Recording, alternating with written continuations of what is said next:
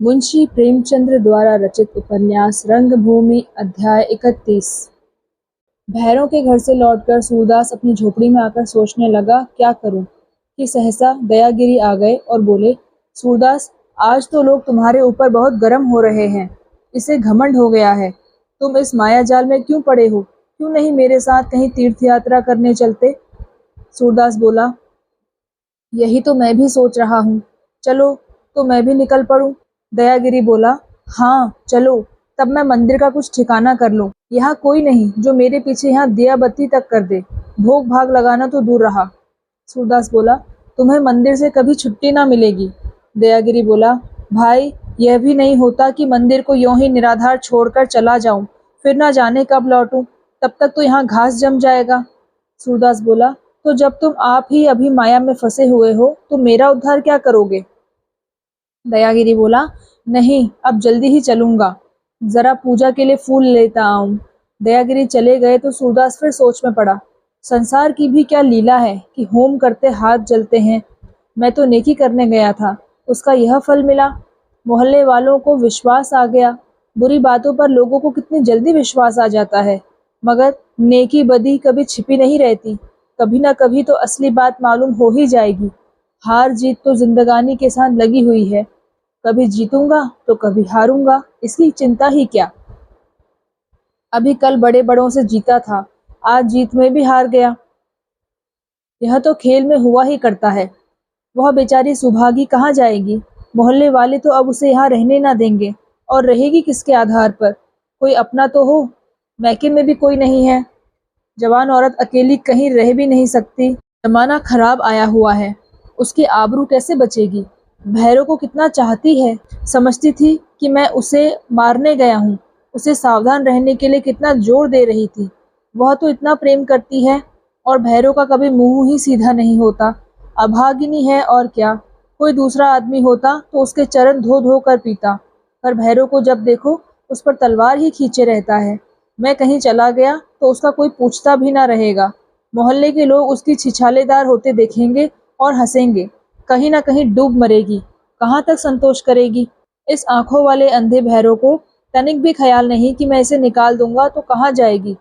कल को मुसलमान या किरिस्तान हो जाएगी तो सारे शहर में हलचल पड़ जाएगी, पर अभी उसके आदमी को कोई समझाने वाला नहीं। कहीं भर्ती वालों के हाथ पड़ गई तो पता भी न लगेगा कि कहाँ गई। सभी लोग जानकर अनजान बनते हैं। वह यही सोचता विचारता सड़क की ओर चला गया कि सुभागी आकर बोली, सूरे, मैं कहाँ रहूंगी? सूरदास ने कृत्रिम उदासीनता से कहा, मैं क्या जानूं कहाँ रहोगी? अभी तू ही तो भैरों से कह रही थी कि लाठी लेकर जाओ। तू क्या यह समझती थी कि मैं भैरों को मारने गया हूँ? सुभागी बोली, हाँ सूरे, झूठ क्यों बोलूं? मुझे यह खटका तो हुआ था। सूरदास बोला, जब तेरी समझ में मैं इतना बुरा हूँ तो फिर मुझसे क्यों बोलती है? अगर वह लाठी लेकर आता और मुझे मारने लगता तो तू तमाशा देखती और हंसती क्यों? तुझसे तो भैरव ही अच्छा कि लाठी लबेद लेकर नहीं आया। जब तूने मुझसे बैर ठान रखा है तो मैं तुझसे क्यों ना बैर ठानूं? सुभागी रोती हुई बोली, सूरे, तुम भी ऐसा कहोगे तो यहाँ कौन है जिसकी आड़ में मैं छिन भर भी बैठूंगी? उसने अभी मारा है, मगर पेट नहीं भरा। कह रहा है कि जाकर पुलिस में लिखाए देता हूँ। मेरे कपड़े लत्ते सब बाहर फेंक दिए हैं। इस झोपड़ी के सिवा अब मुझे और कहीं शरण नहीं। सूरदास बोला, मुझे भी अपने साथ मोहल्ले से निकलवाएगी क्या? सुभागी बोली, तुम जहाँ जाओगे मैं तुम्हारे साथ चलूंगी। सूरदास बोला, तब तो तुम मुझे कहीं मुंह दिखाने लायक ना रखेगी। सब यही कहेंगे कि अंधा उसे बहका कर ले गया। सुभागी बोली, तुम तो बदनामी से बच जाओगे, लेकिन मेरी आबरू कैसे बचेगी? है कोई मोहल्ले में ऐसा जो किसी की इज्जत आबरू जाते देखे तो उसकी बाह पकड़ ले? यहाँ तो एक टुकड़ा रोटी भी मांगू तो ना मिले। तुम्हारे सिवा अब मेरा और कोई नहीं है। पहले मैं तुम्हें आदमी समझती थी, अब देवता समझती हूँ। चाहो तो रहने दो, नहीं तो कह दो कहीं मुंह में कालिख लगाकर जा मरूं। सूरदास ने देर तक चिंता में मग्न रहने के बाद कहा, सुभागी, तू आप समझदार है, जैसा जी आए कर। मुझे तेरा खिलाना पहनाना भारी नहीं है। अभी शहर में इतना मान है कि जिसके द्वार पर खड़ा हो जाऊंगा वह ना ही ना करेगा। लेकिन मेरा मन कहता है कि तेरे यहाँ रहने से कल्याण ना होगा, हम दोनों ही बदनाम हो जाएंगे। मैं तुझे अपनी बहन समझता हूँ, लेकिन अंधा संसार तो किसी की नीयत नहीं देखता। अभी तूने देखा लोग कैसी कैसी बातें करते रहे। पहले भी गाली उठ चुकी है। जब तू खुल्लम खुल्ला मेरे घर में रहेगी तब तो अनर्थ ही हो जाएगा, लोग गर्दन काटने पर उतारू हो जाएंगे। बता क्या करूं? सुभागी बोली, जो चाहे करो, पर मैं तुम्हें छोड़कर कहीं ना जाऊंगी। सूरदास बोला, यही तेरी मर्जी तो यही सही। मैं सोच रहा था कहीं चला जाऊं, ना आंखों देखूंगा ना पीर होगी, लेकिन तेरी विपत देखकर अब जाने की इच्छा नहीं होती। आ पड़ी रहे, जैसे कुछ सिर पर आएगी देखी जाएगी। तुझे मझधार में छोड़ देने से बदनाम होना अच्छा है। यह कहकर सूरदास भीख मांगने चला गया। सुभागी झोपड़ी में आ बैठी। देखा तो उस मुख्तसर घर की मुख्तसर गृहस्थी इधर उधर फैली हुई थी। कहीं लुटियां औंधी पड़ी थी, कहीं घड़े लुढ़के हुए थे। महीनों से अंदर सफाई न हुई थी। जमीन पर मानो धूल बैठी हुई थी। फूस के छप्पर में मकड़ियों ने जाले लगा लिए थे। एक चिड़िया का घोंसला भी बन गया था। सुभागी सारे दिन झोपड़े की सफाई करती रही। शाम को वही घर जो बिन घरनी घर भूत का डेरा को चरितार्थ कर रहा था, साफ सुथरा लिपा पुता नजर आता था कि उसे देखकर देवताओं को रहने के लिए जी ललचाए। भैरव तो अपनी दुकान में चला गया था। सुभागी घर जाकर अपनी गठरी उठा लाई। सूरदास संध्या समय लौटा तो सुभागी ने थोड़ा सा चबेना उसे जलपान करने को दिया। लुटिया में पानी लाकर रख दिया और अंचल से हवा करने लगी। सूरदास को अपने जीवन में कभी यह सुख और शांति न नसीब हुई थी। गृहस्थी के दुर्लभ आनंद का उसे पहली बार अनुभव हुआ। दिन भर सड़क के किनारे लू और लपट में जलने के बाद यह सुख उसे स्वर्गोपम जान पड़ा। एक क्षण के लिए उसके मन में एक नई इच्छा अंकुरित हो आई। सोचने लगा, मैं कितना अभागा हूँ। काश यह मेरी स्त्री होती तो कितने आनंद से जीवन व्यतीत होता। अब तो भैरव ने इसे घर से निकाल ही दिया। मैं रख लूं तो इसमें कौन सी बुराई है? इससे कहूँ कैसे? न जाने अपने दिल में क्या सोचे। मैं अंधा हूँ तो क्या आदमी नहीं हूँ? बुरा तो ना मानेगी। मुझसे इसे प्रेम ना होता तो मेरी इतनी सेवा क्यों करती? मनुष्य मात्र को, जीव मात्र को प्रेम की लालसा रहती है। भोग लिप्सु प्राणियों में यह वासना का प्रकट रूप है। सरल हृदयहीन प्राणियों में शांति भोग है। सुभागी ने सूरदास की पोटली खोली तो उसमें गेहूं का आटा निकला, थोड़ा सा चावल, कुछ चने और 3 आने पैसे। सुभागी बनिए के यहाँ से दाल लाई और रोटियां बनाकर सूरदास को भोजन करने को बुलाया। सूरदास बोला, मिठुआ कहाँ है? सुभागी बोली, क्या जानूं, कहीं खेलता होगा। दिन में एक बार पानी पीने आया था, मुझे देखकर चला गया। सूरदास बोला, तुझसे शर्माता होगा, देख मैं उसे बुलाए लाता हूँ। यह कहकर सूरदास बाहर जाकर मिठुआ को पुकारने लगा। मिठुआ और दिन जब जी चाहता घर में आकर दाना निकाल लाता, भुनवा कर खाता। आज सारे दिन भूखों मरा। इस वक्त मंदिर में प्रसाद के लालच में बैठा हुआ था। आवाज सुनते ही दौड़ा। दोनों खाने बैठे। सुभागी ने सूरदास के सामने चावल और रोटियां रख दी और मिठुआ के सामने सिर्फ चावल। आटा बहुत कम था, केवल 2 रोटियां बन सकी। सूरदास ने कहा, मिट्ठू और रोटी लोगे? मिट्ठू बोला, मुझे तो रोटी मिली ही नहीं। सूरदास बोला, तो मुझसे ले लो, मैं चावल ही खा लूंगा। यह कहकर सूरदास ने दोनों रोटियां मिट्ठू को दे दी। सुभागी क्रुद्ध होकर मिट्ठू से बोली, दिन भर सांड की तरह फिरते हो, कहीं मजूरी क्यों नहीं करते? इसी चक्की घर में काम करो तो 5-6 आने रोज मिले। सूरदास बोला, अभी वो कौन काम करने लायक है? इसी उम्र में मजूरी करने लगेगा तो कलेजा टूट जाएगा। सुभागी बोली, मजूरों के लड़कों का कलेजा इतना नरम नहीं होता। सभी तो काम करने जाते हैं, किसी का कलेजा नहीं टूटता। सूरदास बोला, जब उसका जी चाहेगा आप काम करेगा। सुभागी बोली, जिसे बिना हाथ पैर हिलाए खाने को मिल जाए उसकी भला काम करने जाती है। सूरदास बोला, अरे मुझे कौन किसी ऋण धन का सोच है? मांग कर लाता हूँ, खाता हूँ। जिस दिन पौरुख ना चलेगा उस दिन देखी जाएगी, उसकी चिंता अभी से क्यों करूं? सुभागी बोली, मैं इसे काम पर भेजूंगी, देखूं कैसे नहीं जाता। यह मुटर मर्दी है कि अंधा मांगे और आंखों वाले मुसंडे बैठे खाएं। सुनते हो मिट्ठू, कल से काम करना पड़ेगा। मिट्ठू बोला, तेरे कहने से ना जाऊंगा, दादा कहेंगे तो जाऊंगा। सुभागी बोली, मूसल की तरह घूमना अच्छा लगता है? इतना नहीं सूझता कि अंधा आदमी तो मांग कर लाता है और मैं चैन से खाता हूँ। जन्म भर कुमार ही बने रहोगे। मिट्ठू बोला, तुझसे क्या मतलब? मेरा जी चाहेगा जाऊंगा, ना जी चाहेगा ना जाऊंगा। इसी तरह दोनों में देर तक वाद विवाद हुआ, यहाँ तक कि मिठुआ झल्लाकर चौके से उठ गया। सूरदास ने बहुत मनाया पर वह खाने न बैठा।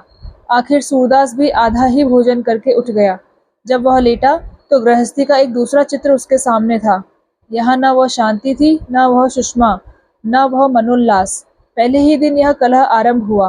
बिस्मिल्लाह ही गलत हुई तो आगे कौन जाने क्या होगा। उसे सुभागी की यह कठोरता अनुचित प्रतीत होती थी। जब तक मैं कमाने को तैयार हूँ, लड़के पर क्यों गृहस्थी का बोझ डालूं? जब मर जाऊंगा तो उसके सिर पर जैसी पड़ेगी वैसी झेलेगा। वह अंकुर, वह नन्ही सी आकांक्षा जो संध्या समय उसके हृदय में उगी थी, इसी ताप के झोंके से जल गई। अंकुर सूख गया। सुभागी को नई चिंता सवार हुई। मिठुआ को काम पर कैसे लगाऊं? मैं कुछ उसकी लौंडी तो हूं नहीं कि उसकी थाली धोऊं, उसका खाना पकाऊं और वह मटरक करे। मुझे भी कोई बिठाकर ना खिलाएगा, मैं खाऊं ही क्यों? जब सब काम करेंगे तो यह क्यों छैला बना घूमेगा? प्रातःकाल जब वह झोपड़ी से घड़ा लेकर पानी भरने निकली तो घीसू की माँ ने देखकर छाती पर हाथ रख लिया और बोली, क्यों री, आज रात तू यहीं रही थी क्या? सुभागी ने कहा, हाँ रही तो फिर? जमुनी बोली, अपना घर नहीं था? सुभागी बोली, अब लात खाने का बूता नहीं है। जमुनी बोली, तो तू 2-4 सिर काट कर तब चैन लेगी? इस अंधे की भी मत मारी गई है कि जानबूझकर सांप के मुंह में उंगली देता है। भैरव गला काट लेने वाला आदमी है। अभी भी कुछ नहीं बिगड़ा, चली जा घर। सुभागी बोली, उस घर में तो अब पाँव न रखूंगी, चाहे कोई मार डाले। सूर्य में इतनी दया तो है कि डूबते हुए की बाह पकड़ ली, और दूसरा यहाँ कौन है? जमुनी बोली, जिस घर में कोई मेहरिया नहीं वहां तेरा रहना अच्छा नहीं। सुभागी बोली, जानती हूँ, पर किसके घर जाऊं? तुम्हारे घर आऊं, रहने दोगी? जो कुछ करने को कहोगी करूंगी। गोबर पाथूंगी, भैंसों को घास चारा दूंगी, पानी डालूंगी, तुम्हारा आटा पीसूंगी, रखोगी? जमुनी बोली, ना बाबा, यहाँ कौन बैठे बिठाए रार मोल ले, अपना खिलाऊं भी, उस पर बद्दू भी बनूं। सुभागी बोली, रोज गाली मार खाया करूं? जमुनी बोली, अपना मर्द है, मारता ही है तो क्या घर छोड़कर कोई निकल जाता है? सुभागी बोली, क्यों बहुत बढ़ बढ़कर बात करती हो जमुनी? मिल गया है बैल, जिस कल चाहती हो बैठाती हो। रात दिन डंडा लिए सिर पर सवार रहता तो देखती कि कैसे घर में रहती। अभी उस दिन दूध में पानी मिलाने के लिए मारने उठाता तो चादर लेकर मैके भागी जाती थी। दूसरों को उपदेश करना सहज है, जब अपने सिर पड़ती है तो आंखें खुल जाती हैं। यह कहती हुई सुभागी कुएं पर पानी भरने चली गई। यहाँ भी उसने टीकाकारों को ऐसा ही अक्खड़ जवाब दिया। पानी लाकर बर्तन धोए, चौका लगाया और सूरदास को सड़क पर पहुंचाने चली गई। अब तक वह लाठी से टटोलता हुआ अकेले ही चला जाता था, लेकिन सुभागी से यह न देखा गया। अंधा आदमी है, कहीं गिर पड़े तो लड़के ही दिक करते हैं। मैं बैठी ही तो हूँ। उससे फिर किसी ने कुछ न पूछा। यह स्थिर हो गया कि सूरदास ने उसे घर डाल लिया। अब व्यंग, निंदा, उपहास की गुंजाइश न थी। हाँ, सूरदास सबकी नजरों में गिर गया। लोग कहते, रुपए ना लौटा देता तो क्या करता? डर होगा कि सुभागी एक दिन भैरव से कह ही देगी, मैं पहले से ही चौकन्ना क्यों ना हो जाऊं। मगर सुभागी क्यों अपने घर से रुपए उड़ा ले गई? वाह, इसमें आश्चर्य की कौन सी बात है? भैरव उसे रुपए पैसे नहीं देता। मालकिन तो बुढ़िया है, सोचा होगा रुपए उड़ा लूं, मेरे पास कुछ पूंजी तो हो जाएगी। अपने पास कहाँ? कौन जाने, दोनों में पहले से ही सांठ-गांठ रही हो। सूर्य को भला आदमी समझकर उसके पास रख आई हो, या सूरदास ने रुपए उठवा लिए हो, फिर लौटा आया हो कि इस तरह मेरा भरम बना रहेगा। अंधे पेट के बड़े गहरे होते हैं, इन्हें बड़ी दूर की सूझती है। इस भांति कई दिनों तक गद्देबाजियां हुई, परंतु लोगों में किसी विषय पर बहुत दिनों तक आलोचना करते रहने की आदत नहीं होती। ना उन्हें इतना अवकाश होता है कि इन बातों में सिर खपाएं, ना इतनी बुद्धि ही कि इन गुत्थियों को सुलझाएं। मनुष्य स्वभावतः क्रियाशील होते हैं, उनमें विवेचन शक्ति कहाँ? सुभागी के बोलने चालने, उसके साथ उठने बैठने में किसी को आपत्ति ना रही। ना कोई उससे कुछ पूछता, ना आवाजें कसता। हाँ, सूरदास की मान प्रतिष्ठा गायब हो गई। पहले मोहल्ले भर में उसकी धाक थी। लोगों को उसकी हैसियत से कहीं अधिक उस पर विश्वास था। उसका नाम अदब के साथ लिया जाता था। अब उसकी गणना भी सामान्य मनुष्यों में होने लगी, कोई विशेषता न रही। किंतु भैरव के हृदय में सदैव यह कांटा खटका करता था। वह किसी भांति इस सजीव अपमान का बदला लेना चाहता था। दुकान पर बहुत कम जाता। अफसरों से शिकायत भी की गई कि यह ठेकेदार दुकान नहीं खोलता। ताड़ी सेवियों को निराश होकर जाना पड़ता है। मादक वस्तु विभाग के कर्मचारियों ने भैरव को निकाल देने की धमकी भी दी, पर उसने कहा, मुझे दुकान का डर नहीं, आप लोग चाहे जिसे रख लें। पर वहाँ कोई दूसरा पासी ना मिला और अफसरों ने एक दुकान टूट जाने के भय से कोई सख्ती करनी उचित न समझी। धीरे धीरे भैरव की सूरदास से ही नहीं, मोहल्ले भर से अदावत हो गई। उसके विचार में मोहल्ले वालों का यह धर्म था कि मेरी हिमायत के लिए खड़े हो जाते और सूर्य को कोई ऐसा दंड देते कि वह आजीवन याद रखता। ऐसे मोहल्ले में कोई क्या रहे जहाँ न्याय और अन्याय एक ही भाव बिकते हैं। कुकर्मियों से कोई बोलता ही नहीं। सूरदास अकड़ता हुआ चला जाता है। यह चुड़ैल आंखों में काजल लगाए फिरा करती है। कोई इन दोनों के मुंह में कालिक नहीं लगाता। ऐसे गांव में तो आग लगा देनी चाहिए। मगर किसी कारण उसकी क्रियात्मक शक्ति शिथिल पड़ गई थी। वह मार्ग में सुभागी को देख लेता तो कतरा कर निकल जाता, सूरदास को देखता तो होंठ चबाकर रह जाता। वार करने की हिम्मत ना होती। वह अब कभी मंदिर में भजन गाने ना जाता। मेलों तमाशों से भी उसे अरुचि हो गई। नशे का चस्का आप ही आप छूट गया। अपमान की तीव्र वेदना निरंतर होती रहती। उसने सोचा था सुभागी मुंह में कालिख लगाकर कहीं निकल जाएगी, मेरे कलंक का दाग मिट जाएगा। मगर वह अभी तक वहां उसकी छाती पर मूंग ही नहीं दल रही थी, बल्कि उसी पुरुष के साथ विलास कर रही थी जो उसका प्रतिद्वंदी था। सबसे बढ़कर दुख उसे इस बात का था कि मोहल्ले के लोग उन दोनों के साथ पहले का सा ही व्यवहार करते थे। कोई उन्हें न रगेड़ता था, न लताड़ता था। उसे अपना अपमान सामने बैठा मुंह चिढ़ाता हुआ मालूम होता था। अब उसे गाली गलौज से तस्कीन न हो सकती थी। वह इस फिक्र में था कि इन दोनों का काम तमाम कर दूं, इस तरह मारूं कि एड़ियां रगड़ रगड़ कर मरे, पानी की बूंद भी ना मिले। लेकिन अकेला आदमी क्या कर सकता है। चारों ओर निगाह दौड़ाता पर कहीं से सहायता मिलने की आशा न दिखाई देती। मोहल्ले में ऐसे जीवट का कोई आदमी न था। सोचते सोचते उसे ख्याल आया कि अंधे ने चतारी के राजा साहब को बहुत बदनाम किया था, कारखाने वाले साहब को भी बदनाम करता फिरता था। इन्हीं लोगों से चलकर फरियाद करूं। अंधे से दिल में तो दोनों खार खाते ही होंगे। छोटे की मुंह लगना अपनी मर्यादा के विरुद्ध समझकर चुप रह गए होंगे। मैं जो सामने खड़ा हो जाऊंगा तो मेरी आड़ से वे जरूर निशाना मारेंगे। बड़े आदमी हैं, वहां तक पहुंचना मुश्किल है। लेकिन जो कहीं मेरी पहुंच हो गई और उन्होंने मेरी सुन ली, तो फिर इन बच्चा की ऐसी खबर लेंगे कि सारा अंधापन निकल जाएगा। कई दिनों तक वह इसी हैस बहस में पड़ा रहा कि उन लोगों के पास कैसे पहुंचूं। जाने की हिम्मत ना पड़ती थी। कहीं उल्टे मुझी को मार बैठे, निकलवा दें तो और भी भद्द हो। आखिर एक दिन दिल मजबूत करके वह राजा साहब के मकान पर गया और साइस के द्वार पर जाकर खड़ा हो गया। साइस ने देखा तो कर्कश कंठ से बोला, कौन हो? यहाँ क्या उच्चकों की तरह झांक रहे हो? भैरव ने बड़ी दीनता से कहा, भैया डांटो मत, गरीब दुखी आदमी हूँ। साइस बोला, गरीब दुखियारे हो तो किसी सेठ साहूकार के घर जाते, यहाँ क्या रखा है? भैरव बोला, गरीब हूँ लेकिन भिखमंगा नहीं हूँ।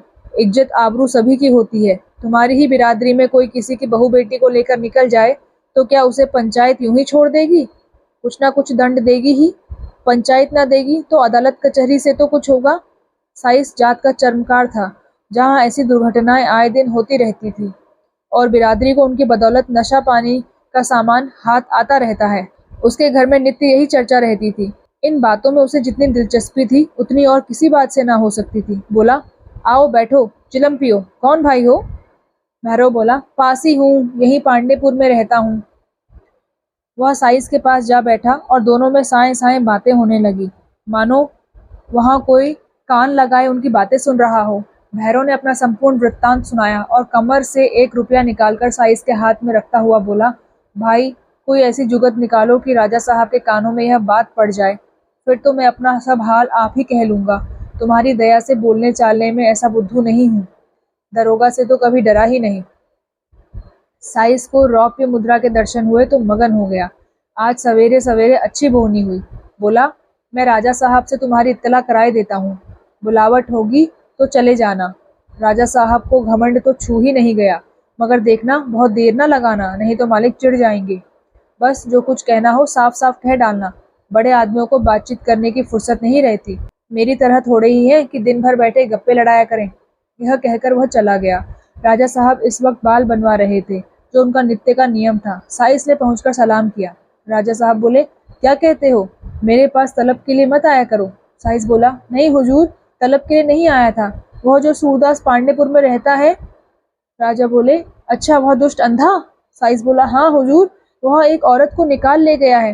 राजा बोले, अच्छा, उसे तो लोग कहते थे बड़ा भला आदमी है, अब यह स्वांग रचने लगा। साइस बोला, हाँ हुजूर, उसका आदमी फरियाद करने आया है, हुक्म हो तो लाऊं? राजा साहब ने सिर हिलाकर अनुमति दी और एक क्षण में भैरव दबकता हुआ आकर खड़ा हो गया। राजा बोले, तुम्हारी औरत है? भैरव बोला, हाँ हुजूर, अभी कुछ दिन पहले तो मेरी ही थी। राजा बोले, पहले से कुछ आमद रफ्त थी? भैरव बोला, होगी सरकार, मुझे मालूम नहीं। राजा बोला, लेकर कहाँ चला गया? भैरव बोला, कहीं गया नहीं सरकार, अपने घर में है। राजा बोला, बड़ा ढीठ है, गांव वाले कुछ नहीं बोलते? भैरव ने कहा, कोई नहीं बोलता हुजूर। राजा बोले, औरत को मारते बहुत हो? भैरव बोला, सरकार, औरत से भूल चूक होती है तो कौन नहीं मारता। राजा बोले, बहुत मारते हो कि कम। भैरव बोला, हुजूर, क्रोध में यह विचार कहाँ रहता है। राजा ने कहा, कैसी औरत है, सुंदर। भैरव ने कहा, हाँ हुजूर, देखने सुनने में बुरी नहीं है।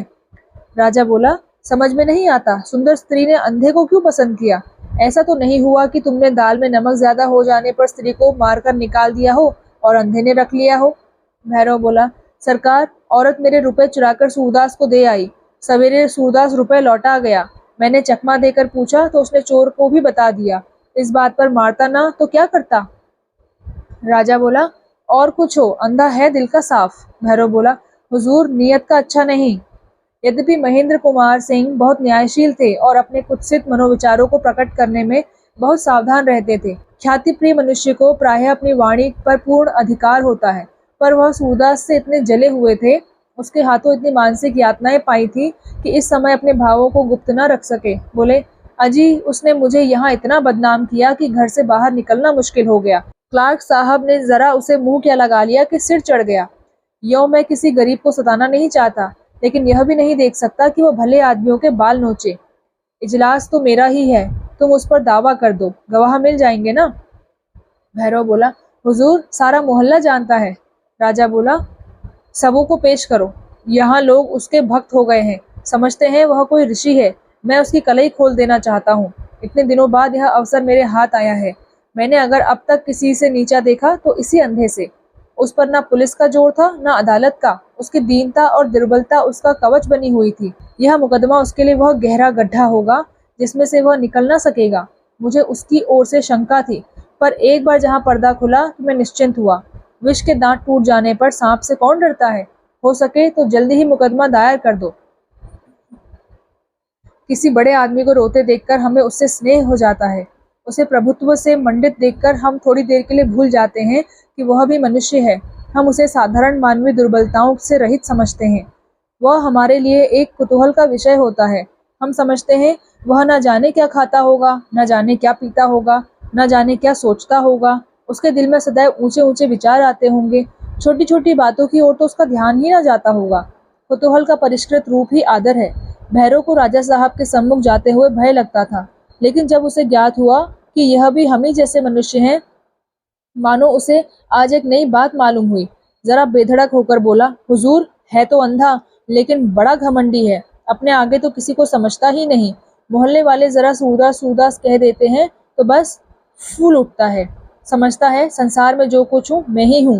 हुजूर, उसको ऐसी सजा कर दें कि चक्की पीसते पीसते दिन जाए, तब उसकी शेखी किरकिरी होगी।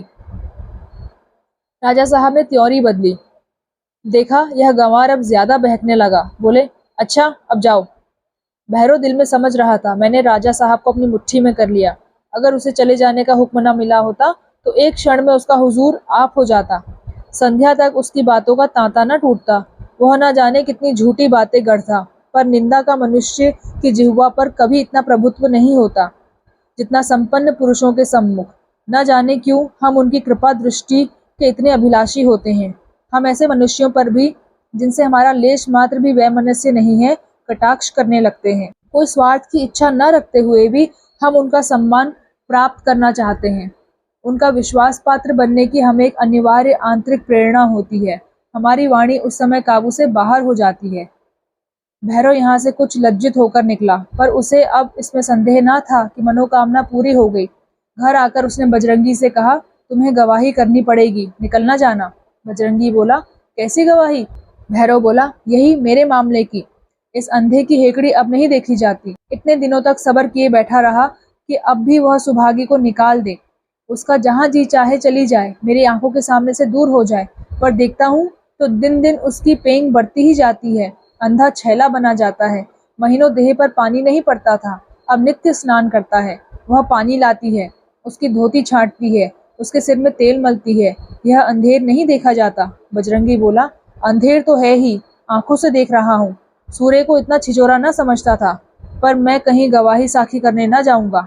जमुनी बोली, क्यों, कचहरी में कोई तुम्हारे कान काट लेगा। बजरंगी बोला, अपना मन है, नहीं जाते। जमुनी बोली, अच्छा, तुम्हारा मन है। भैरव, तुम मुझे गवाही लिखा दो, मैं चलकर गवाही दूंगी, सांच को आँच क्या। बजरंगी हंसकर बोला, तू कचहरी जाएगी?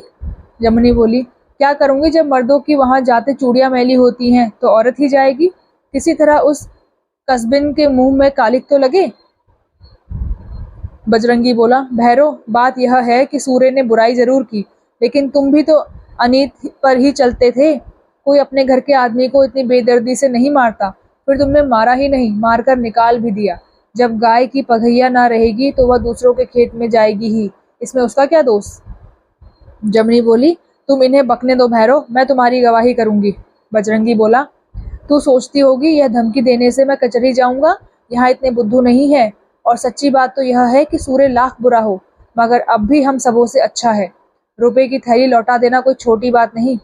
जमुनी बोली, बस चुप रहो, मैं तुम्हें खूब समझती हूँ। तुम भी जाकर चार गाल हंसबो लाते हो ना, क्या इतनी यारी भी ना निभाओगे? सुभागी को सजा हो गई तो तुम्हें भी तो नजर लड़ाने को कोई ना रहेगा। बजरंगी यह लांछन सुनकर तिलमिला उठा। जमुनी उसका आसन पहचानती थी। बोला, मुंह में कीड़े पड़ जाएंगे। जमुनी बोली, तो फिर गवाही देते क्यों कोर दबती है? बजरंगी बोला, लिखा दो भैरव मेरा नाम, यह चुड़ैल मुझे जीने ना देगी। मैं अगर हारता हूँ तो इसी से, पीठ में अगर धूल लगाती है तो यह, नहीं तो यहाँ कभी किसी से दबकर नहीं चले। जाओ लिखा दो। भैरव यहाँ से ठाकुरदीन के पास गया और वही प्रस्ताव किया। ठाकुरदीन ने कहा, हाँ हाँ, मैं गवाही करने को तैयार हूँ, मेरा नाम सबसे पहले लिखा दो। अंधे को देखकर मेरी तो अब आंखें फूटती हैं। अब मुझे मालूम हो गया कि उसे जरूर कोई सिद्धि है, नहीं तो क्या सुभागी उसके पीछे यूं दौड़ी दौड़ी फिरती। भैरव बोला, चक्की पीसे तो बच्चा को मालूम हो जाएगा। ठाकुरदीन बोला, ना भैया, उसका अकबाल भारी है, वह कभी चक्की ना पीसेगा, वहां से भी बेदाग लौट आएगा। हाँ, गवाही देना मेरा धर्म है, वह मैं दे दूंगा। जो आदमी सिद्धि से दूसरों को अनभल करे उसकी गर्दन काट लेनी चाहिए। न जाने क्यों भगवान संसार में चोरों और पापियों को जन्म देते हैं। यही समझ लो कि जब से मेरी चोरी हुई कभी नींद भर नहीं सोया, नित्य वही चिंता बनी रहती है। यही खटका लगा रहता है कि कहीं फिर से वही नौबत ना आ जाए। तुम तो एक हिसाब से मजे में रहे कि रुपए सब मिल गए, मैं तो कहीं का ना रहा। भैरव बोला, तो तुम्हारी गवाही पक्की रही? ठाकुरदीन बोला, हाँ, एक बार नहीं 100 बार पक्की। अरे मेरा बस चलता तो इसे खोद कर गाड़ देता। यो मुझसे सीधा कोई नहीं है, लेकिन दुष्टों के हक में मुझसे टेढ़ा भी कोई नहीं है। इनको सजा दिलाने के लिए मैं झूठी गवाही देने को भी तैयार हूँ। मुझे तो अचरज होता है कि इस अंधे को क्या हो गया। कहाँ तो धर्म कर्म का इतना विचार, इतना परोपकार, इतना सदाचार, और कहाँ यह कुकर्म। भैरव यहाँ से जगधर के पास गया, जो अभी खोंचा बेचकर लौटा था और धोती लेकर नहाने जा रहा था। भैरव बोला, तुम भी मेरे गवाह हो ना? जगधर बोला, तुम हक नाहक सूर्य पर मुकदमा चला रहे हो, सूर्य निरपराध है। भैरव बोला, कसम खाओगे? जगधर बोला, हाँ, जो कसम कहो खा जाऊं। तुमने सुभागी को अपने घर से निकाल दिया, सूर्य ने उसे अपने घर में जगह दे दी, नहीं तो अब तक वह न जाने किस घाट लगी होती। जवान औरत है, सुंदर है, उसके सैकड़ों ग्राहक हैं। सूर्य ने तो उसके साथ नेकी की कि उसे कहीं बहकने नहीं दिया। अगर तुम फिर उसे घर में लाकर रखना चाहो तो वह उसे आने ना दे, तुमसे लड़ने पर तैयार हो जाए, तब मैं कहूंगा कि उसका कसूर है। मैंने अपने कानों से उसे सुभागी को समझाते सुना है, वह आती ही नहीं तो बेचारा क्या करे। भैरव समझ गया कि यह एक लोटे जल से प्रसन्न हो जाने वाले देवता नहीं, इसे कुछ भेंट करनी पड़ेगी। उसकी लोभी प्रकृति से वह परिचित था। बोला, भाई, मामला इज्जत का है, ऐसे उड़नझाइयां ना बताओ। पड़ोसी का हक बहुत कुछ होता है, पर मैं तुमसे बाहर नहीं हूँ। जो कुछ 10-20 कहो हाजिर है, पर गवाही तुम्हें देनी पड़ेगी। जगधर बोला, भैरव, मैं बहुत नीच हूँ, लेकिन इतना नीच नहीं कि जान सुनकर किसी भले आदमी को बेकसूर फंसाऊं। भैरव ने बिगड़कर कहा, तो क्या समझते हो कि तुम्हारे ही नाम खुदाई लिख गई है? जिस बात को सारा गांव कहेगा उसे एक तुम ना कहोगे तो क्या बिगड़ जाएगा? टीवी के रोक के आंधी नहीं रुक सकती। जगधर बोला, तो भाई उसे पीस कर पी जाओ। मैं कब कहता हूँ कि मैं उसे बचा लूंगा? हाँ, मैं उसे पीसने में तुम्हारी मदद ना करूंगा। भैरव तो उधर गया, इधर वही स्वार्थी, लोभी, ईर्ष्यालु, कुटिल जगधर उसके गवाहों को फोड़ने का प्रयत्न करने लगा। उसे सूरदास से इतनी भक्ति न थी जितनी भैरव से ईर्ष्या। भैरव अगर किसी सत्कर्म में भी उसकी सहायता मांगता तो भी वह इतनी ही तत्परता से उसकी उपेक्षा करता। उसने बजरंगी के पास जाकर कहा, क्यों बजरंगी, तुम भी भैरव की गवाही कर रहे हो? बजरंगी बोला, हाँ, जाता तो हूँ। जगधर बोला, तुमने अपनी आंखों कुछ देखा है? बजरंगी बोला, कैसी बातें करते हो, रोज ही देखता हूँ, कोई बात छिपी थोड़ी ही है। जगधर बोला, क्या देखते हो? यही ना कि सुभागी सूरदास के झोपड़े में रहती है। अगर कोई एक अनाथ औरत का पालन करे तो बुराई है?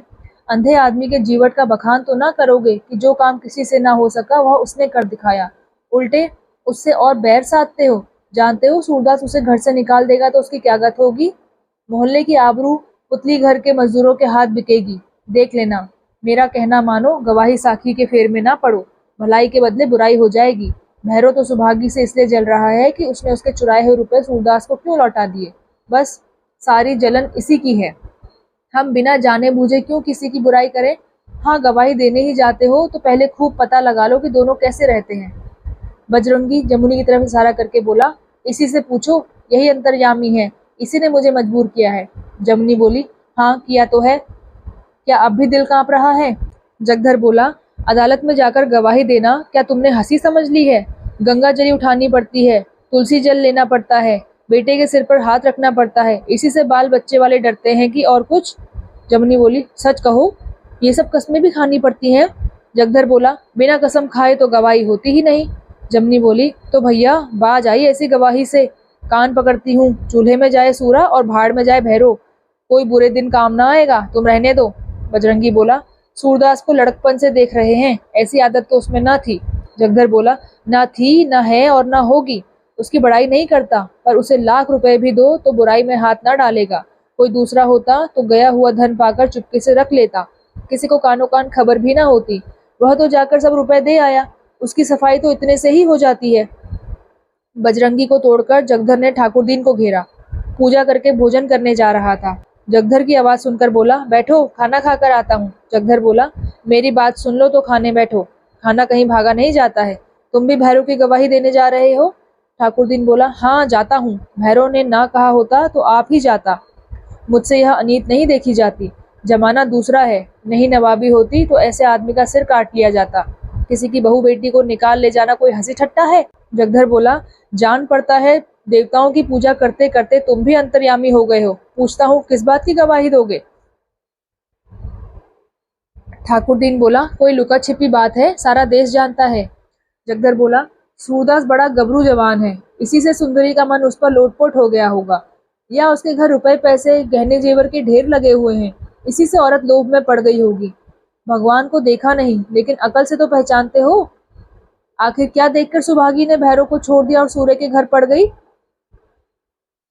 ठाकुरदीन बोला, कोई किसी के मन की बात क्या जाने, और औरत के मन की बात तो भगवान भी नहीं जानते, देवता लोग तक उससे त्राह त्राह करते हैं। जगधर बोला, अच्छा तो जाओ, मगर यह कह देता हूँ कि इसका फल भोगना पड़ेगा। किसी गरीब पर झूठा अपराध लगाने से बड़ा दूसरा पाप नहीं होता। ठाकुरदीन बोला, झूठा अपराध है? जगधर बोला, झूठा है, सरासर झूठा, रत्ती भर भी सच नहीं। बेकस की वह हाय पड़ेगी कि जिंदगानी भर याद करोगे। जो आदमी अपना गया हुआ धन पाकर लौटा दे, वह इतना नीच नहीं हो सकता। ठाकुरदीन हंसकर बोला, यही तो अंधे की चाल है, कैसी दूर की सूझी है कि जो सुने चक्कर में आ जाए। जगधर बोला, मैंने जता दिया, आगे तुम जानो, तुम्हारा काम जाने। रखोगे सुभागी को अपने घर में? मैं उसे सूर्य के घर से लिवाई लाता हूँ, अगर फिर कभी सूर्य को उससे बात करते देखना तो जो चाहना सो करना। रखोगे? ठाकुरदीन बोला, मैं क्यों रखने लगा?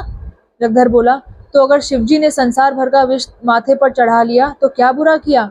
जिसके लिए कहीं ठिकाना नहीं था, उसे सूर्य ने अपने घर में जगह दी, इस नेकी की उसे यह सजा मिलनी चाहिए, यही न्याय है। अगर तुम लोगों के दबाव में आकर सूर्य ने सुभागी को घर से निकाल दिया और उसकी आबरू बिगड़ी तो उसका पाप तुम्हारे सिर भी पड़ेगा, याद रखना। ठाकुरदीन देव भीरू आत्मा था, दुविधा में पड़ गया। जगधर ने आसन पहचाना, इसी ढंग से दो चार बातें और की। आखिर ठाकुरदीन गवाही देने से इनकार करने लगा। जगधर की ईर्ष्या किसी साधु के उपदेश का काम कर गई। संध्या होते होते भैरव को मालूम हो गया कि मोहल्ले में कोई गवाह न मिलेगा। दांत पीस कर रह गया। चिराग जल रहे थे। बाजार की और दुकानें बंद हो रही थी। ताड़ी की दुकान खोलने का समय आ रहा था। ग्राहक जमा होते जाते थे। बुढ़िया चिखौने के लिए मटर के दाल मोट और चटपटे पकोड़े बना रही थी और भैरव द्वार पर बैठा हुआ जगधर को, मोहल्ले वालों को और सारे संसार को चौपालियां सुना रहा था। सब के सब नामर्दे हैं, आंख के अंधे, जब ही यह दुर्दशा हो रही है। कहते हैं सूखा क्यों पड़ता है, प्लेग क्यों आता है, हैजा क्यों फैलता है। जहाँ ऐसे ऐसे बेईमान पापी दुष्ट बसेंगे वहाँ और होगा ही क्या। भगवान इस देश को गारत क्यों नहीं कर देते, यही अचरज है। खैर जिंदगानी है तो हम और जगधर इसी जगह रहते हैं, देखी जाएगी। क्रोध के आवेश में अपनी नेकियां बहुत याद आती हैं। भैरव उपकारों का वर्णन करने लगा जो उसने जगधर के साथ किए थे। इसकी घरवाली मर रही थी, किसी ने बता दिया ताजी ताड़ी पिए तो बच जाएगी। मुंह धोरे पेड़ पर चढ़ता था और ताजी ताड़ी उतार कर उसे पिलाता था। कोई 5 रुपए भी देता तो उतने सवेरे पेड़ पर न चढ़ता। मटको ताड़ी पिला दी होगी। तमाकू पीना होता है तो यहीं आता है, रुपए पैसे का काम लगता है तो मैं ही काम आता हूँ, और मेरे साथ यह घाट। जमाना ही ऐसा है। जगधर का घर मिला हुआ था। यह सब सुन रहा था और मुंह ना खोलता था। वह सामने से वार करने में नहीं, पीछे से वार करने में कुशल था।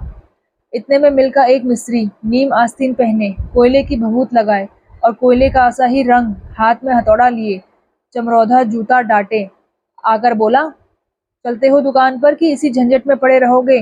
देर हो रही है, अभी साहब के बंगले पर जाना है। भैरव बोला, अजी जाओ, तुम्हें दुकान की पड़ी हुई है, यहाँ ऐसा जी जल रहा है कि गांव में आग लगा दूं। मिस्त्री बोला, क्या है, किस बात पर बिगड़ रहे हो, मैं भी सुनूं। भैरव ने संक्षिप्त रूप से सारी कथा सुना दी और गांव वालों की कायरता और असज्जनता का दुखड़ा रोने लगा। मिस्त्री बोला, गांव वालों को मारो गोली। तुम्हें कितने गवाह चाहिए?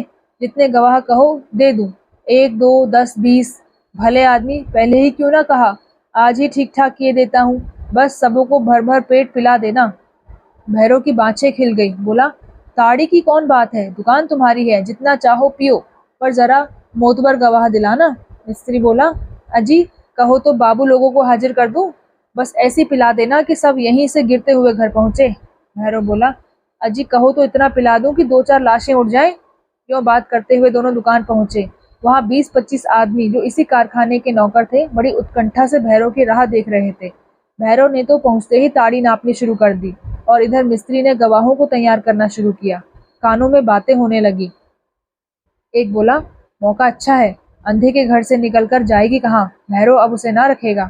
दूसरा बोला, आखिर हमारे दिल बहलाव का भी तो कोई सामान होना चाहिए। तीसरा बोला, भगवान ने आप ही भेज दिया, बिल्ली के भागो छींका टूटा। इधर तो यह मिसकॉट हो रही थी, उधर सुभागी सूरदास से कह रही थी, तुम्हारे ऊपर दावा हो रहा है। सूरदास ने घबरा कर पूछा, कैसा दावा? सुभागी बोली, मुझे भगा लाने का। गवाह ठीक किए जा रहे हैं। गांव का तो कोई आदमी नहीं मिला, लेकिन पुतली घर के बहुत से मजूरे तैयार हैं। मुझसे अभी जगधर कह रहे थे, पहले गांव के सब आदमी गवाही देने जा रहे थे। सूरदास बोला, फिर रुक कैसे गए?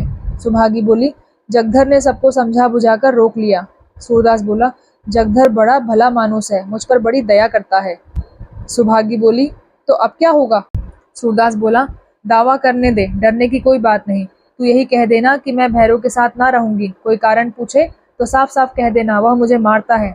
सुभागी बोली, लेकिन इसमें तुम्हारी बदनामी होगी। सूरदास बोला, बदनामी की चिंता नहीं, जब तक वह तुझे रखने को राजी ना होगा मैं तुझे जाने ही ना दूंगा। सुभागी बोली, वह राजी भी होगा तो उसके घर ना जाऊंगी। वह मन का बड़ा मैला आदमी है, इसकी कसर जरूर निकालेगा। तुम्हारे घर से भी चली जाऊंगी। सूरदास बोला, मेरे घर से क्यों चली जाएगी, मैं तो तुझे नहीं निकालता। सुभागी बोली, मेरे कारण तुम्हारी कितनी जग हसाई होगी। मोहल्ले वालों का तो मुझे कोई डर ना था। मैं जानती थी कि किसी को तुम्हारे ऊपर संदेह ना होगा, और होगा भी तो चिन्ह भर में दूर हो जाएगा। लेकिन ये पुतली घर के उजड्ड मजूरे तुम्हें क्या जाने। भैरव के यहाँ सबके सब ताड़ी पीते हैं, वह उन्हें मिलाकर तुम्हारी आबरू बिगाड़ देगा। मैं यहाँ ना रहूंगी तो उसका कलेजा ठंडा हो जाएगा। बिस की गांठ तो मैं हूँ। सूरदास बोला, जाएगी कहाँ? सुभागी बोली, जहाँ उसके मुंह में कालिक लगा सकूं, जहाँ उसकी छाती पर मूंग गल सकूं। सूरदास बोला, उसके मुंह में कालिक लगेगी तो मेरे मुंह में पहले ही ना लग जाएगी, तो मेरी बहन ही तो है। सुभागी बोली, नहीं, मैं तुम्हारी कोई नहीं हूँ, मुझे बहन बेटी ना बनाओ। सूरदास बोला, मैं कह देता हूँ, इस घर से ना जाना। सुभागी बोली, मैं अब तुम्हारे साथ रहकर तुम्हें बदनाम ना करूंगी। सूरदास बोला, मुझे बदनामी कबूल है, लेकिन जब तक यह ना मालूम हो जाए कि तू कहाँ जाएगी, तब तक मैं तुझे जाने ही ना दूंगा। भैरव ने रात तो किस तरह काटी। प्रातःकाल कचहरी दौड़ा। वहां अभी द्वार बंद थे, मेहतर झाड़ू लगा रहे थे, अतएव वह एक वृक्ष के नीचे ध्यान लगाकर बैठ गया। 9 बजे से अमले बस्ते बगल में दबाए आने लगे और भैरव दौड़ दौड़ कर उन्हें सलाम करने लगा।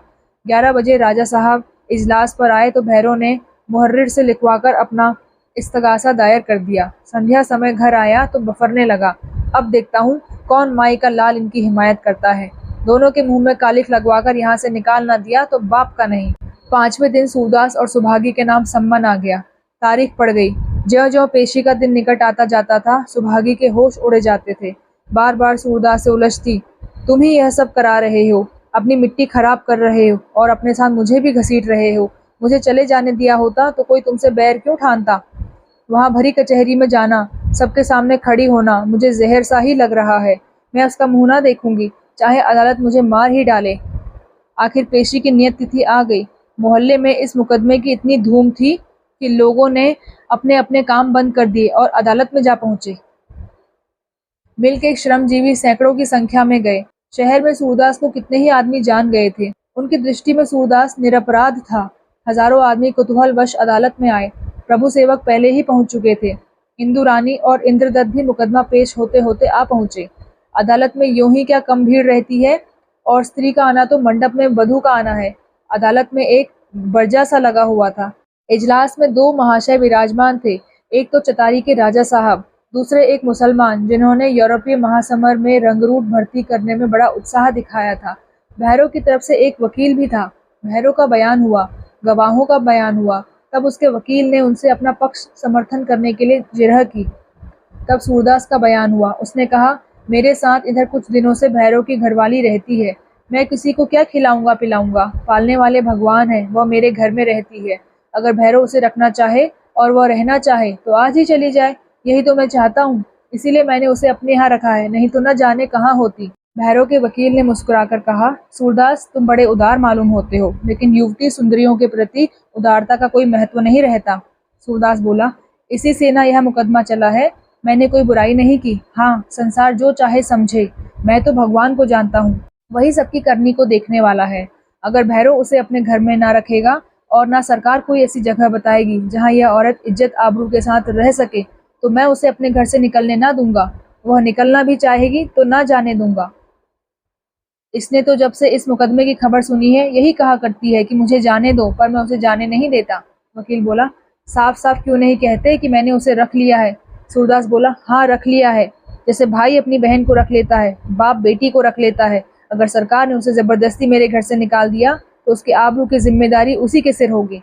सुभागी का बयान हुआ, भैरव मुझे बेकसूर मारता, गालियां देता, मैं उसके साथ ना रहूंगी। सूरदास भला आदमी है, इसलिए उसके पास रहती हूँ। भैरव यह नहीं देख सकता, सूरदास के घर से मुझे निकालना चाहता है। वकील बोला, तू पहले भी सूरदास के घर जाती थी? सुभागी बोली, जब भी अपने घर मार खाती थी तभी जान बचाकर उसके घर भाग जाती थी। वह मेरे आड़े आ जाता था, मेरे कारण उसके घर में आग लगी, मार पड़ी, कौन कौन सी दुर्गत नहीं हुई। अदालत की कसर थी, वह भी पूरी हो गई। राजा बोले, भैरव तुम अपनी औरत रखोगे? भैरव बोला, हाँ सरकार रखूंगा। राजा बोला, मारोगे तो नहीं? भैरव बोला, कुचाल ना चलेगी तो क्यों मारूंगा? राजा बोला, सुभागी तो अपने आदमी के घर क्यों नहीं जाती? वह तो कह रहा है ना मारूंगा। सुभागी बोली, उस पर मुझे विश्वास नहीं, आज ही मार मार कर बेहाल कर देगा। वकील बोला, हुजूर मामला साफ है, अब मजीद सबूत की जरूरत नहीं रही। सूरदास पर जुर्म साबित हो गया। अदालत ने फैसला सुना दिया। सूरदास पर 200 रुपये जुर्माना, और जुर्माना ना अदा करे तो 6 महीने की कड़ी सजा। सुभागी पर 100 रुपये जुर्माना, जुर्माना न दे सकने पर 3 महीने की कड़ी कैद। रुपए वसूल हो तो भैरव को दिए जाएं। दर्शकों में इस फैसले पर आलोचना होने लगी। एक बोला, मुझे तो सूरदास बेकसूर मालूम होता है। दूसरा बोला, सब राजा साहब की करामात है। सूरदास ने जमीन के बारे में उन्हें बदनाम किया था ना, यह उसी की कसर निकाली गई है। ये हमारे यशमान भोगी लीडरों के कृत्य हैं। तीसरा बोला, औरत चरबाक नहीं मालूम होती। चौथा बोला, भरी अदालत में बातें कर रही है, चरबाक नहीं तो और क्या है। पांचवा बोला, वह तो यही कहती है कि मैं भैरव के पास ना रहूंगी। सहसा सूरदास ने उच्च स्वर में कहा, मैं इस फैसले की अपील करूंगा। वकील बोला, इस फैसले की अपील नहीं हो सकती। सूरदास बोला, मेरी अपील पंचों से होगी। एक आदमी के कहने से मैं अपराधी नहीं हो सकता, चाहे वह कितना ही बड़ा आदमी हो। हाकिम ने सजा दे दी, सजा काट लूंगा, पर पंचों का फैसला भी सुन लेना चाहता हूँ। यह कहकर उसने दर्शकों की ओर मुंह फेरा और मर्मस्पर्शी शब्दों में कहा, दुहाई है पंचों, आप इतने आदमी जमा है, आप लोगों ने भैरव और उसके गवाहों के बयान सुने, मेरा और सुभागी का बयान सुना, हाकिम का फैसला भी सुन लिया। आप लोगों से मेरी विनती है कि क्या आप भी मुझे अपराधी समझते हैं? क्या आपको विश्वास आ गया कि मैंने सुभागी को बहकाया और अब अपनी स्त्री बनाकर रखे हुए हूँ? अगर आपको विश्वास आ गया है तो मैं इसी मैदान में सिर झुकाकर बैठता हूँ। आप लोग मुझे 5-5 लातें मारे, अगर मैं लात खाते खाते मर भी जाऊं तो मुझे दुख ना होगा। ऐसे पापी का यही दंड है, कैद से क्या होगा। और अगर आपकी समझ में मैं बेकसूर हूँ तो पुकार कर कह दीजिए हम तुझे निरपराध समझते हैं, फिर मैं कड़ी से कड़ी कैद भी हंसकर काट लूंगा। अदालत के कमरे में सन्नाटा छा गया। राजा साहब, वकील, अमले, दर्शक सबके सब चकित हो गए। किसी को होश ना रहा कि इस समय क्या करना चाहिए। सिपाही दर्जनों थे, पर चित्र लिखित से खड़े थे। परिस्थिति ने एक विचित्र रूप धारण कर लिया था, जिसकी अदालत के इतिहास में कोई उपमा न थी। शत्रु ने ऐसा छापा मारा था कि उससे प्रतिपक्षी सेना का पूर्व निश्चित क्रम भंग हो गया। सबसे पहले राजा साहब संभले, हुक्म दिया, इसे बाहर ले जाओ। सिपाहियों ने दोनों अभियुक्तों को घेर लिया और अदालत से बाहर ले चले। हजारों दर्शक पीछे पीछे चले। कुछ दूर चलकर सूरदास जमीन पर बैठ गया और बोला, मैं पंचों का हुक्म सुनकर तभी आगे जाऊंगा। अदालत के बाहर अदालत की मर्यादा भंग होने का भय न था। कई हजार कंठों से ध्वनि उठी, तुम बेकसूर हो, हम सब तुम्हें बेकसूर समझते हैं। इंद्रदत्त बोला, अदालत बेईमान है। कई हजार आवाजों ने दोहराया, हाँ, अदालत बेईमान है। इंद्रदत्त बोला, अदालत नहीं, दीनों की बलि वेदी है। कई हजार कंठों से प्रतिध्वनि निकली, अमीरों के हाथ में अत्याचार का यंत्र है। चौकीदारों ने देखा, प्रतिक्षण भीड़ बढ़ती और लोग उत्तेजित होते जाते हैं, तो लपक कर एक बग्घी वाले को पकड़ा और दोनों को उसमें बैठाकर ले चले। लोगों ने कुछ दूर तक तो गाड़ी का पीछा किया, उसके बाद अपने अपने घर लौट गए। इधर भैरव अपने गवाहों के साथ घर चला तो राह में अदालत के अर्दली ने घेरा, उसे 2 रुपए निकाल कर दिए। दुकान में पहुंचते ही मटके खुल गए और ताड़ी के दौर चलने लगे। बुढ़िया पकौड़ियाँ और पूरियाँ पकाने लगी। एक बोला, भैरव, यह बात ठीक नहीं, तुम भी बैठो, पियो और पिलाओ, हम तुम बद बद कर पिए। दूसरा बोला, आज इतनी पीऊंगा कि चाहे यहीं ढेर हो जाऊं। भैरव, यह कुल्हड़ भर भर कर क्या देते हो, हांडी ही बढ़ा दो।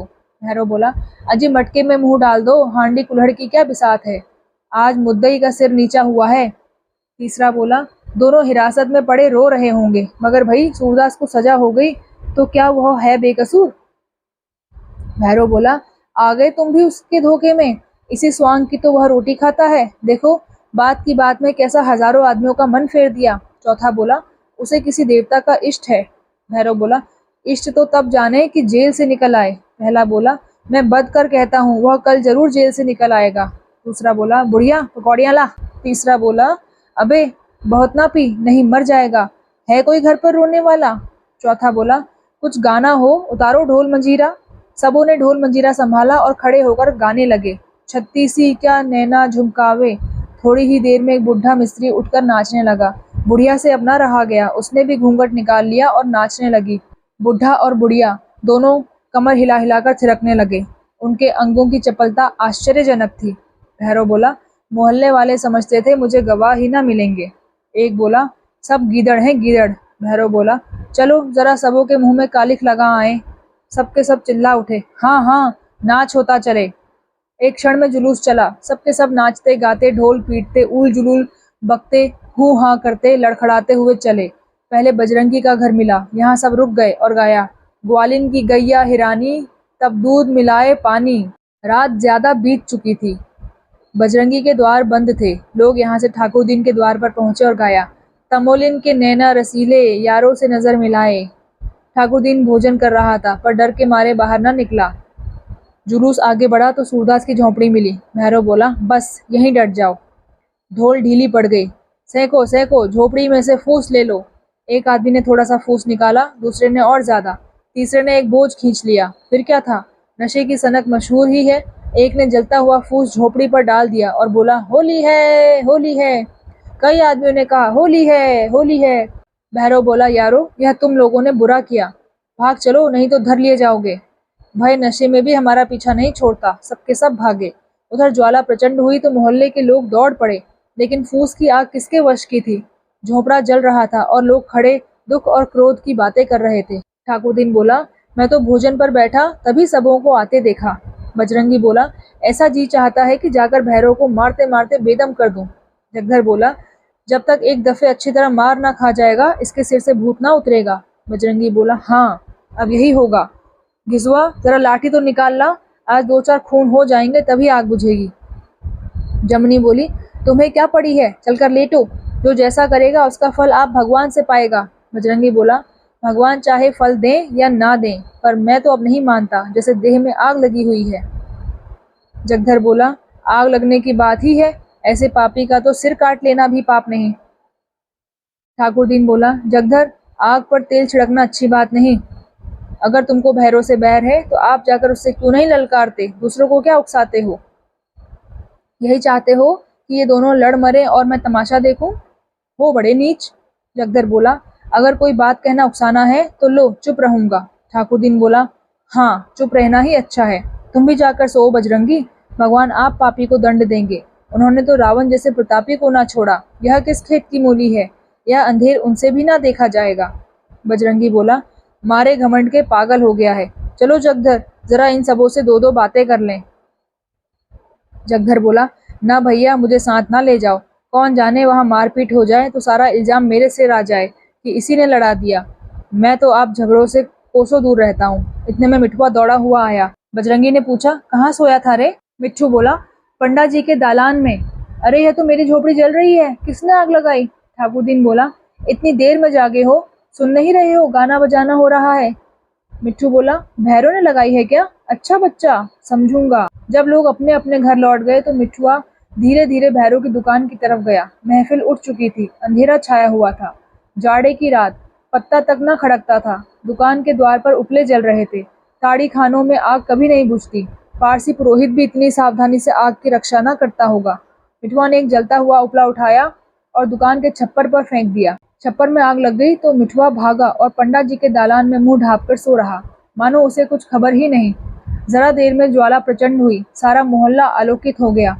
चिड़िया वृक्षों पर से उड़ उड़कर भागने लगी, पेड़ों की डालें हिलने लगी, तालाब का पानी सुनहरा हो गया और बांसों की गांठें जोर जोर से चिचकने लगी। आधा घंटे तक लंका दहन होता रहा, पर यह सारा शोर वन्य रोदन के सदृश था। दुकान बस्ती से हटकर थी। भैरव नशे में बेसुध पड़ा था। बुढ़िया नाचते नाचते थक गई थी। और कौन था जो इस वक्त आग बुझाने जाता? अग्नि ने निर्विघ्न अपना काम समाप्त किया। मटके टूट गए, ताड़ी बह गई। जब आग जरा ठंडी हुई तो कई कुत्तों ने आकर वहां विश्राम किया। प्रातःकाल भैरव उठा तो दुकान सामने न दिखाई दी। दुकान और उसके घर के बीच में 2 फरलांग का अंतर था, पर कोई वृक्ष न होने के कारण दुकान साफ नजर आती थी। उसे विस्मय हुआ, दुकान कहाँ गई? जरा और आगे बढ़ा तो राख का ढेर दिखाई दिया। पांव तले से मिट्टी निकल गई। दौड़ा। दुकान में ताड़ी के सिवा बिक्री के रुपए भी थे। ढोल मंजीरा भी वहीं रखा रहता था।